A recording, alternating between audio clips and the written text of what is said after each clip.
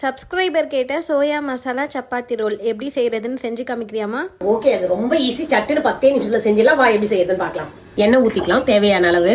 Tea maker masala செய்யறதுக்கு பாத்தீங்கன்னா இந்த மாதிரி வெங்காயம் எடுத்து வச்சிருக்கப்பா, நீல வாக்குல கட் பண்ணி கொடை மிளகா இஞ்சி பூண்டு பேஸ்ட் வந்து இஞ்சி பூண்டு இடிச்சு வச்சிருக்கேன். இது ரொம்ப டேஸ்டா இருக்கும். இப்போ எண்ணெய் காஞ்சது இதை சேர்த்துக்கலாம். ஃபர்ஸ்ட் வெங்காயத்தை சேர்த்துக்கலாம். இஞ்சி பூண்டு வெங்காயம் கொஞ்சம் வதங்கிடுச்சு. இந்த நேரத்தில் நம்ம கேப்சிகமும் சேர்த்துக்கலாம். மசாலா செய்யறதுக்கு முக்கியமான பொருள் பார்த்தீங்கன்னா மீல் மேக்கர். இதை வந்து சுட தண்ணியில் ஒரு 5 நிமிஷம் போட்டு அதுக்கப்புறம் தண்ணியில் நல்ல தண்ணியில் போட்டு பிழிஞ்சு எடுத்து இந்த மாதிரி கையிலேயே கொஞ்சம் மேஷ் பண்ணி வச்சிருக்கோம்ப்பா. அப்பதான் ரோலில் வச்சு சப்பாத்தி ரோல் வச்சு சாப்பிட சொல்ல ரொம்ப நல்லா இருக்கும். மசாலா இருக்குமா பார்க்க? ஆமாம், அந்த மசாலாவும் அப்படிதான் போட போறேன். உங்களுக்கு சாப்பிட சொல்ல அப்படிதான் இருக்கும். எத்தனை குழந்தைங்களுக்கு வந்து மீல் மேக்கர் பிடிக்கலையோ இந்த மாதிரி செஞ்சு கொடுங்க. அவங்க சிக்கன் ரோல் நினச்சி சூப்பராக சாப்பிடுவாங்க.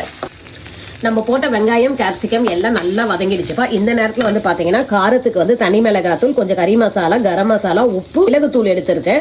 இதெல்லாம் போட்டுக்கலாம். காரத்துக்கு இன்னும் காரம் வேணும்னாலும் நீங்கள் ஆட் பண்ணிக்கலாம். நான் மைல்டான காரம் தான் சேர்த்துருக்கேன். மசாலாவுடைய பச்சை வாசனை போயிடுச்சு. இந்த நேரத்தில் வந்து நான் மேஷ் பண்ணி வச்சுட்டு மீல் மேக்கர் போட்டு கலரிக்கலாம்.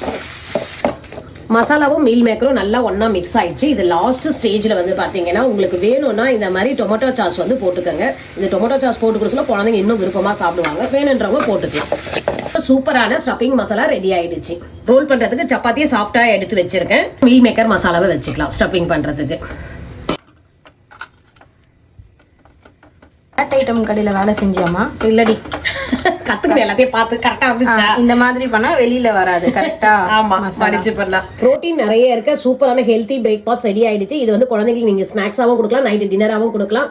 ஈஸியான மெத்தட் தான் சொல்லி கொடுக்குறேன். பிரேக்ஃபாஸ்ட் கூட சாப்பிடலாம். ஆமா, எப்ப வேணாலும் சாப்பிடலாம். நீங்க செஞ்சு பார்த்துட்டு எப்படி இருக்குன்னு சொல்லிட்டு கமெண்ட்ஸ்ல சொல்லுங்க.